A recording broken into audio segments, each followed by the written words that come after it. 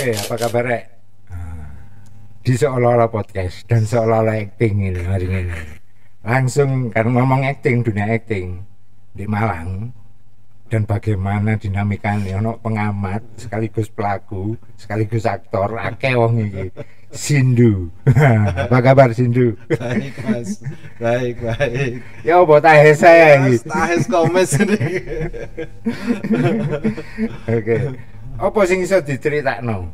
Ya, Informasi mutakhir tentang dunia acting di Malang. Oke, menarik sekali nih Mas.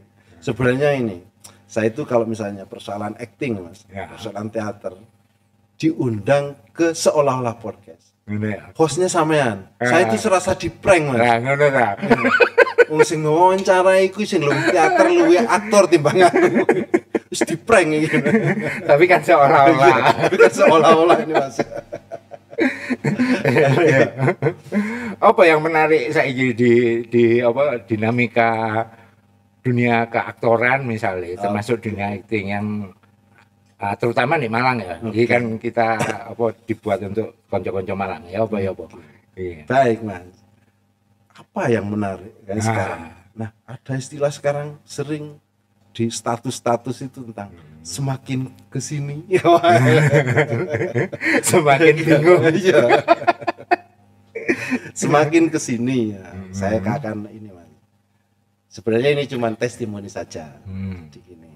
Kalau kita melihat dari sisi peradabannya, peradabannya sekarang itu eranya era keterbukaan, era keilmuan, eranya teknologi. Nah, di sini kita harus hadir. Ya. Nah, contohnya misalnya gini, saya pernah ngobrol dengan anak-anak mahasiswa. Bagaimana Pak cara menghadapi yang seperti ini? Gini loh. Kalau kita menganalogikan, kita mau menghadapi singa, singanya masih ada sekitar 200 meter, kita bisa menyusun strategi ini. Ya. Kita menang atau enggak? Kalau kira-kira Karena si kita akan Ado. kemungkinan. Karena si Ado. Kita sekarang ini ada di perut singa ini.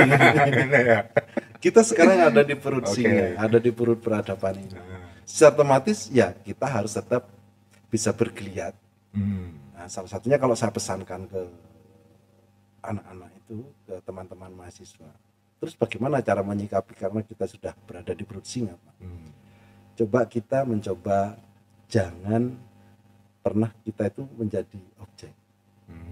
Jadilah subjek. Subjeknya. Oke, menarik. Jadilah kita subjek. Di tengah peradaban kita menjadi subjek. Kita punya kegiatan apapun, sikap kita menjadi subjek. Walaupun kita misalnya di dunia kerja, kita sebagai bawahan. Tapi mindset kita, penyikapan kita untuk menjalankan tugas-tugasnya, kita sebagai subjek, jangan pernah menjadi objek. Oke. Nah, setelah menelusuri di sini, ini kan aktor banget ini Mas. Aktor banget. Karena dia menjadi cycle dari semua atmosfer di sampingnya. Nah, oke. seperti yang jenengan alami sudah kan, Ya? begitu di panggung, entah di depan kamera, apapun tokoh yang kita perankan, entah itu tokoh bahkan tokoh yang sangat karakternya ada di bawah, tapi sebagai aktor kan harus tetap sebagai subjek. Oke. Nah, disinilah ketika di dunia yang semakin kesini ini, pengaruh-pengaruh peradaban ini kadang membuat kita terkikis naluri kita, kemandirian kita, kebanggaan terhadap diri kita untuk menjadi subjek semakin terkikis. Oke. Kadang itu kita semakin digerakkan oleh peradaban ini, oleh sistem, oleh keadaan. Ya sudah, semakin terkikis. Kita semakin tidak punya kesadaran bahwa kita sebagai diri kita, aktor kan sebagai diri kita. Semakin kesini, semakin kesana akhirnya. Semakin seolah-olah terus. Semakin seolah-olah. Karena semakin kesini, semakin tidak mampu menghargai diri kita. Oke. Ketika sudah semakin tidak mampu menghargai diri kita, maka semakin tidak ada kebanggaan terhadap diri kita. Oke. Nah, aktor nggak banget deh. Nggak banget kalau gitu kan. Oke. Nah, konteksnya misalnya secara definitif, secara definisi nih, ruang teater itu masih dipahami seperti apa sih di Malang ini misalnya? Kalau menurut pembacaan saya gini Mas, sebenarnya bukan pembacaan saya saja, memang eranya kesini. Jadi yang kita terjemahkan itu bukan teater sebagai secara konvensi seperti yang beberapa tahun yang lalu, artinya teater adalah satu pementasan di stage ansih gitu. Belakangan kalau saya merujuk gini Mas, eranya interdisipliner. Era interdisipliner itu kalau saya membaca menginterpretasikan begini. Objek karya itu sebagai satu objek yang bisa dikaji dari berbagai sudut pandang keilmuan. Nah, kalau sudah dasarnya ke sini, ketika bisa dikaji atau bisa dibedah dari berbagai sudut pandang keilmuan, maka sebenarnya bukan keilmuan, bukan konvensi secara estetika saja yang sudah mampu untuk menempatkan, untuk ditempatkan pada satu objek karya ini. Maka termasuk ketika ini objeknya tentang kedokteran, maka ilmu kesehatan pun bisa. Interdisipliner.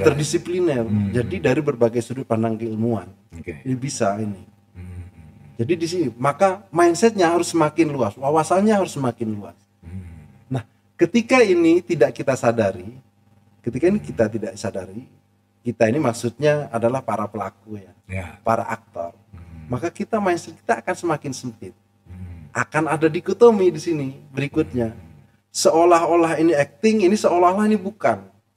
Seolah-olah ini teater, ini seolah-olah kalau yang begini bukan lagi teater. Padahal kalau ngomong tentang keilmuan, bukan lagi kekaryaan yang tadi yang kita tempatkan dari sudut pandang keilmuan estetika saja. Kalau tadi misalnya ngomong, oh ini dari sudut pandang sosiologi, maka aktivitas sosial itu sudah ada nilai yang sangat teatral di situ. Hadir. Hadir. Dari sini. Nah, dikotomi pemahamannya misalnya. Kalau kita merujuk pada ruang-ruang yang dikatakan sebagai teater tradisional, misalnya ludruk, yang ya saiki misalnya kategori ndelok ludruk itu nang ndi angel. Sisi lain juga misalnya teater. Nah, kehadiran teater ini kita pakai persepsi lama ya Mas Yan ya.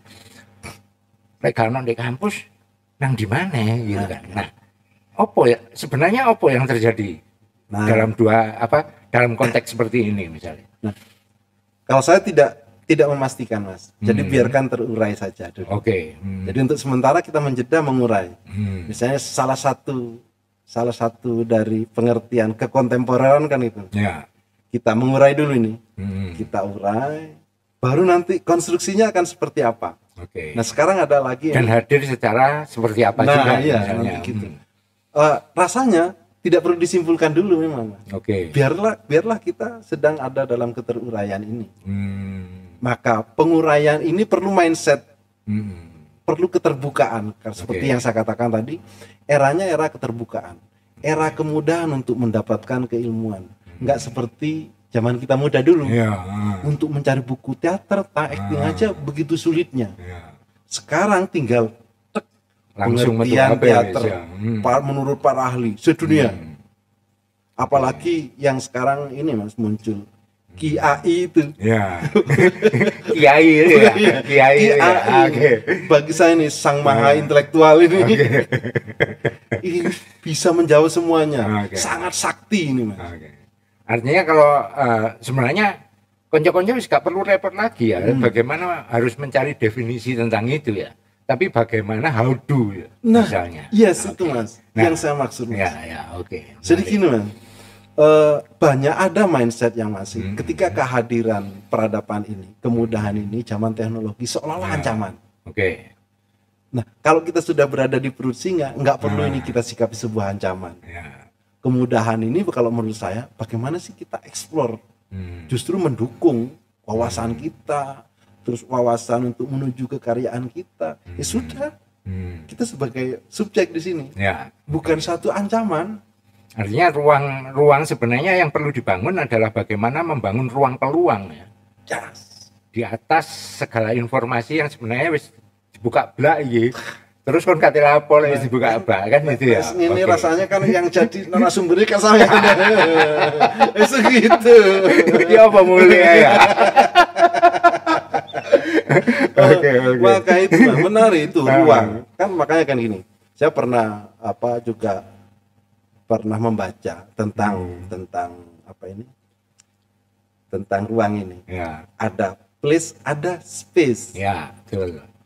Space ini kan yang harus kita harus dibuat ya, harus misalnya. kita buat. Nah, maka harus dengan kesadaran dengan situasi yang sekarang ini, dengan peradaban ini.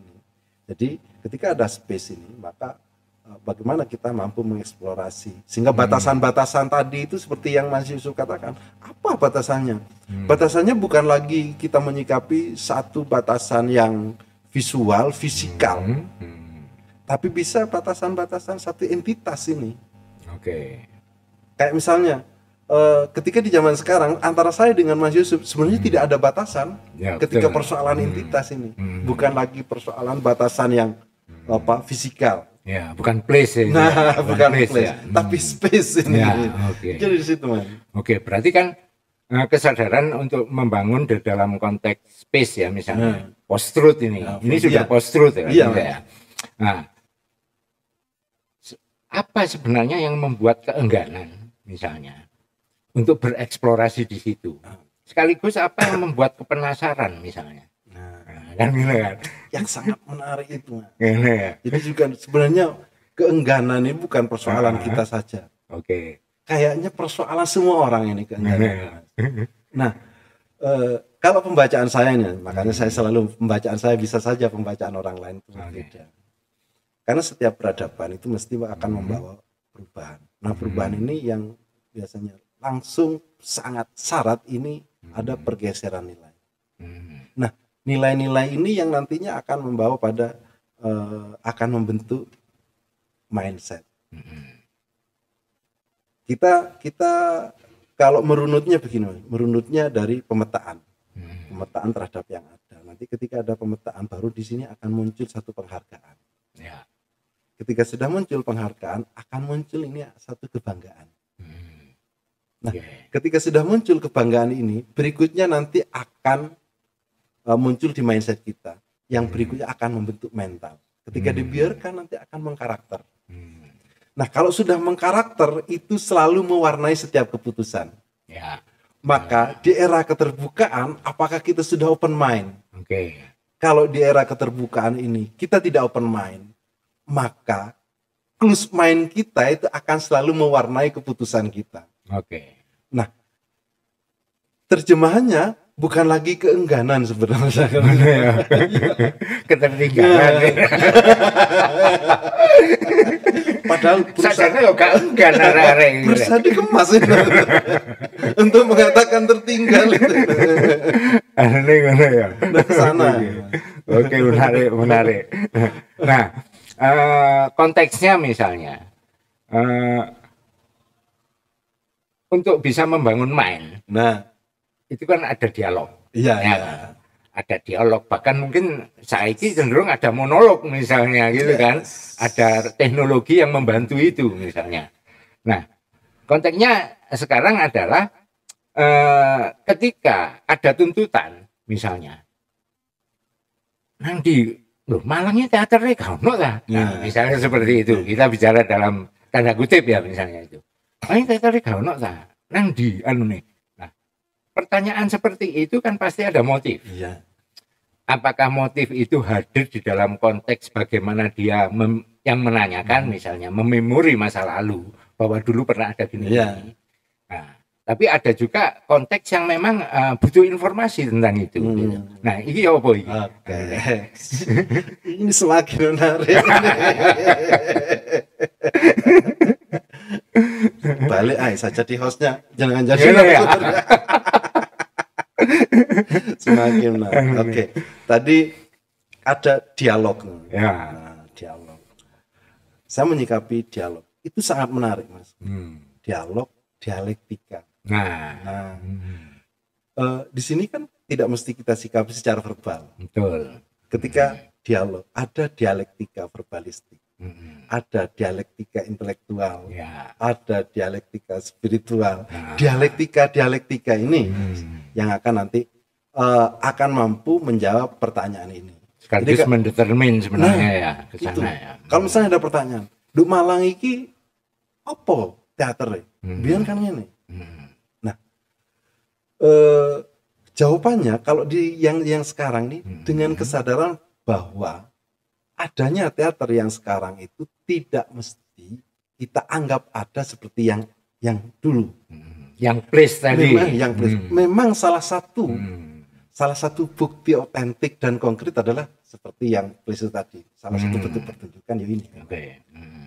Tapi sebagai kesadaran penguraian itu tadi, ketika sudah kita punya kesadaran untuk mengambil dari pisau bedah dari berbagai sudut pandang keilmuan, ya sekarang ini bukan di Malang saja sebenarnya, Mas. Ya, betul. Bukan di Malang saja, hampir semua seluruh ini ya di Indonesia terutama misalnya di Indonesia. Nah belakangan yang tampak itu di lembaga-lembaga, Mas. Jadi saya kan nyaris mengikuti, bahkan tidak hanya di Malang saja. Jadi ketika di masyarakat sudah mulai, ini di masyarakat mengurai. Tapi pada di lembaga-lembaga pendidikan kayak di sekolah-sekolah, justru sekolah-sekolah jauh lebih padat daripada zaman kita dulu. Ya, oke. Bahkan tingkat sekolah dasar, menengah, tingkat atas. Sempat di Jawa Timur dari pembacaan saya, perkembangan di sekolah-sekolah jauh lebih padat daripada di perguruan tinggi, Mas. Okay. Bahkan para pelaku, para seniman justru langsung terjun ke sana. Hadir hadir ke sekolah-sekolah. Okay. Maka sempat jadi guyonan ini di grup. Saya kan juga terlibat di grup ini, grup pelaku teater Indonesia, yang mereka itu pelaku teater seluruh Indonesia. Sempat jadi guyonan ini ketika ada program seniman masuk sekolah. Di Malang, di Jawa Timur itu sudah selesai, sudah masuk dari dulu. Hadirnya kok ngono kan? Seniman itu sudah hadir dari dulu. Kenapa kok dari dulu? Karena di luar sekolah nggak punya ruang. Yang ada ruang konflik. Iya. Yang ada di situ. Oke. Menarik. Oke. Nah, satu sisi lagi misalnya. Wah, ini makin menarik ini. Ngono kan. Kalau kita ngomong tentang teknologi, nah sebenarnya kan acting itu hadir, setiap orang mampu membroadcast dirinya sendiri, bahkan dia jadi aktor bagi dirinya sendiri ya, memproduksi sendiri misalnya. Nah, dipahaminya seperti apa ini misalnya? Oke. Jadi gini, Mas, kalau kita dulu kenal kan ada dramaturgi. Ya. Ono urutane kan. Dramaturgi itu kan fikih fikihnya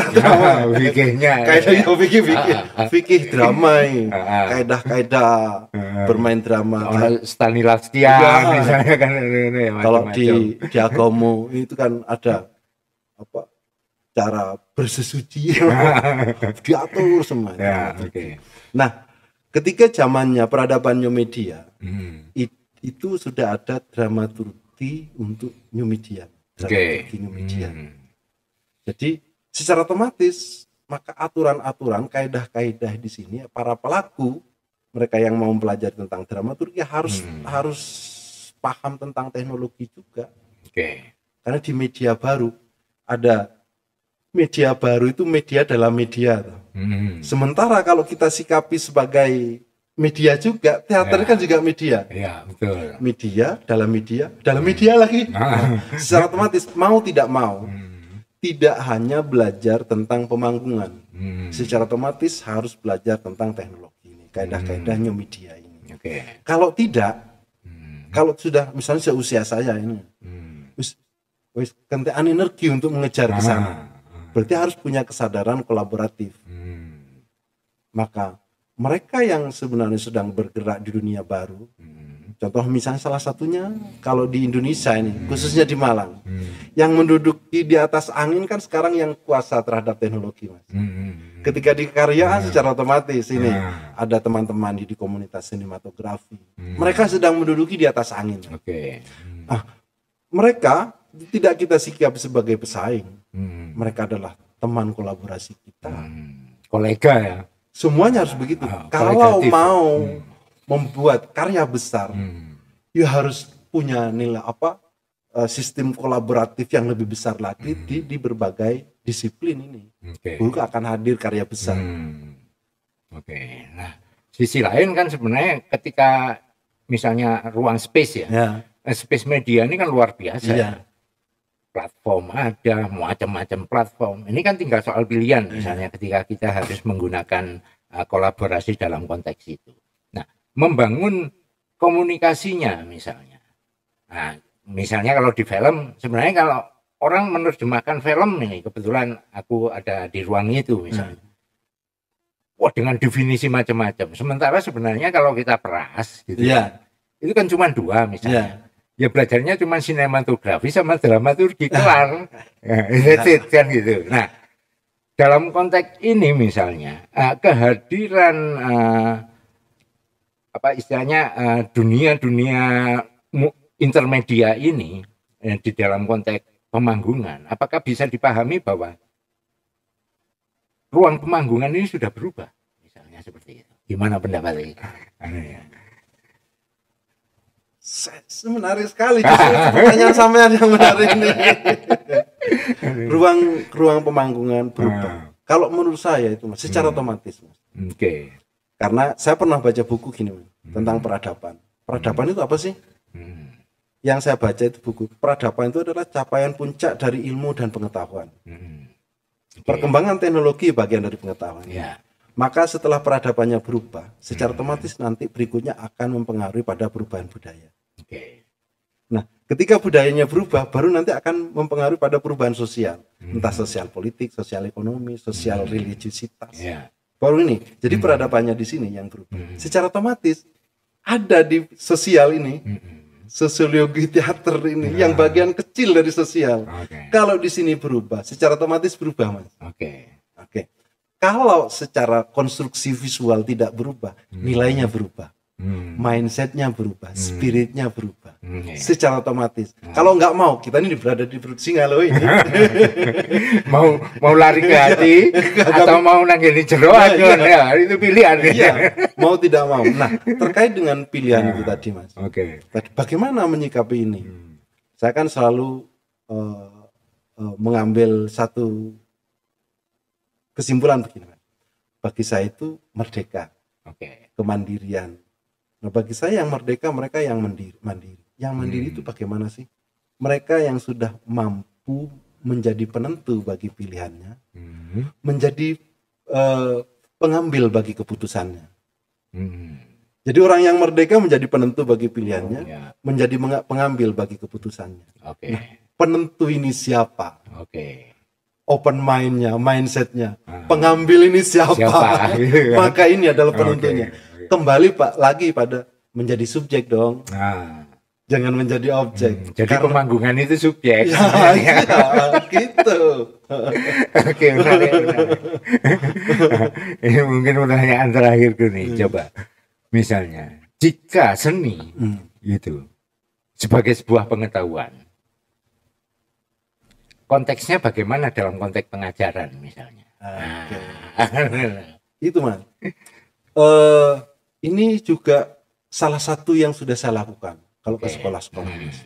Selama ini kan awalnya kita mencari metode, misalnya kita teater ini, kita melatih anak-anak tentang ekskul teater untuk belajar teater. Kita mencari metode bagaimana anak-anak ini mau mumpuni di bidang teater. Dulu. Dulu. Nah, sekarang seperti yang terkait dengan pertanyaan sama, kita balik ini. Teater ini metode. Betul. Teater ini ilmu. Teater ini teknologi. Maka jangan hanya membidik anak-anak untuk menjadi seorang teaterawan, karena teater terserah mau anak-anak cita-citanya menjadi dokter, maka perlu anak-anak disentuh dengan metode berteater. Agar ngoperasi gak salah, bener sih. Karena teater bukan lagi tujuan, tapi teater adalah satu metode untuk mencapai tujuan. Itu. Jadi teater itu metode, teater itu ilmu, teater itu teknologi. Menarik. Jadi hadirnya sebenarnya teater sebenarnya dalam konteks kekinian saat ini sudah mampu menerjemahkan menerjemahkan bagaimana dia harus hadir dalam konteks mobilisasi manusia misalnya seperti itu.